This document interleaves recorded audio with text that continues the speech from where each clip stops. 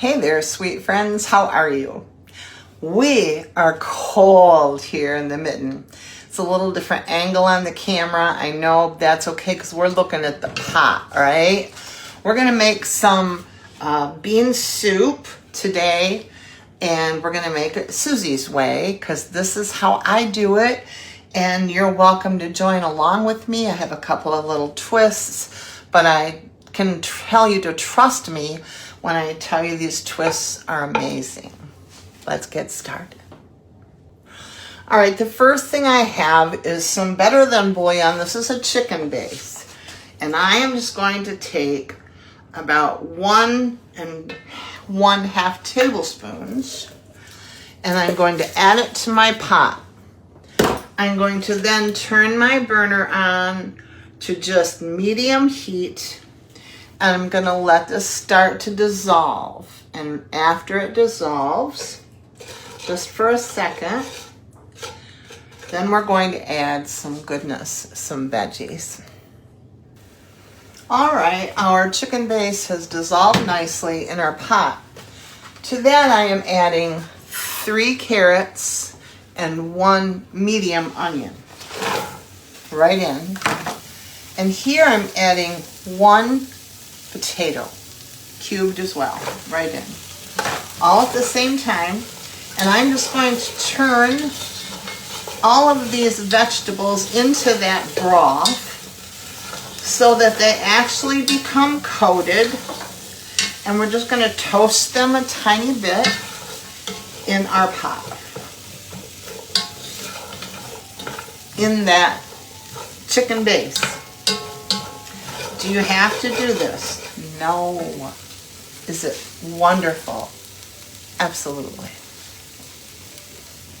All right, our vegetables have been sauteing for a moment. We're going to add 1 tablespoon of butter, real butter. Just going to put it in there and let it melt, just like this. We're going to get any little bits that those vegetables leave on the bottom. Now this Dutch oven is cast iron, and so I don't worry much about it. It does a beautiful job on everything it touches. So we have that butter melted. Now I'm just going to put the lid on it, let it sit for about 5 minutes on a low burner. All right, our vegetables are perfect, just how I want them. Now I have a couple of chunks of leftover ham that I had frozen and a ham bone. A smoked, delicious ham bone.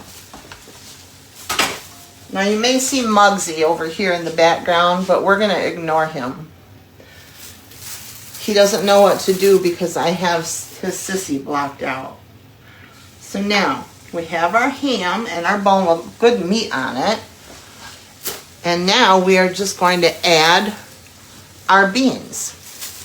Now I've soaked these beans, and I have probably 5 to 6 cups of beans. These are pinto beans. We love them. And we're just going to put them in around our ham. It doesn't have to be perfect because we're going to add water, right? Now, you did notice, I hope, that I did not add any salt, nor did I add pepper at this point.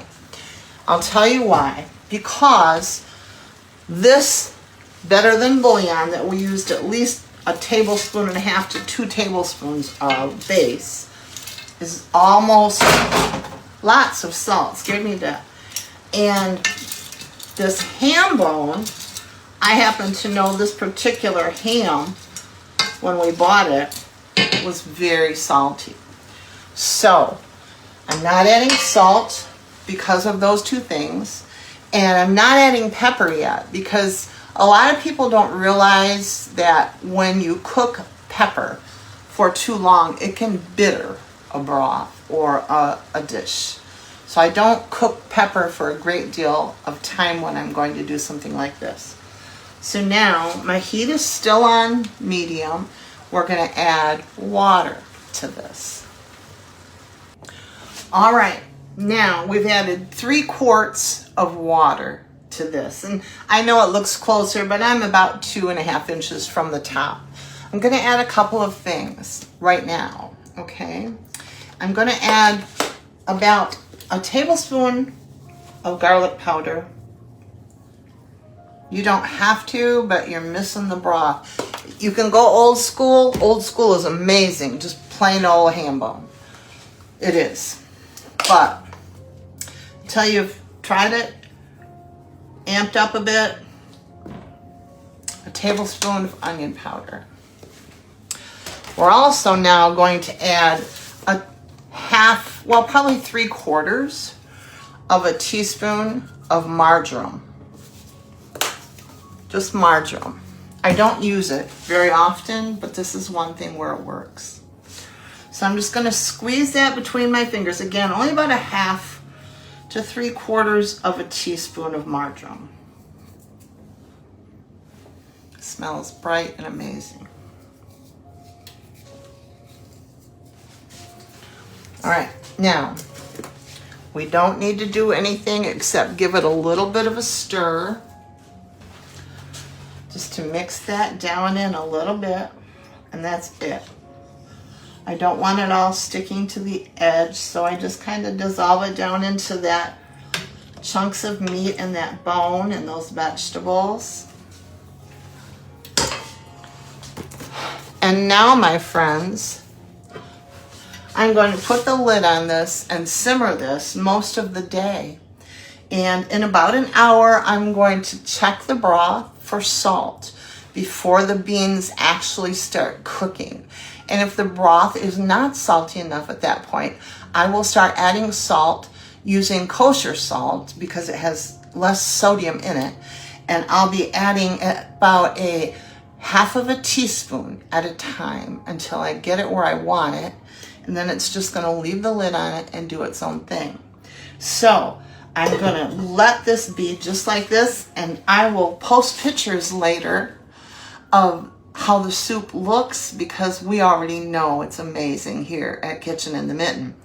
But our darling granddaughter, actually our daughter and our grandkids, their little Coco dog is 15 years old, and she's in a lot of distress right now. They're having to make a tough call. So if you think of them, pray for them and little Coco. I'm not going to continue the video because I want my phone free to be there for them. I know you understand, but I'm giving you a base to make an incredible bean soup. This pinto bean soup, we know it to be amazing here in the kitchen at the Mitten. So I hope your day is so full of awareness of the blessings that we all have.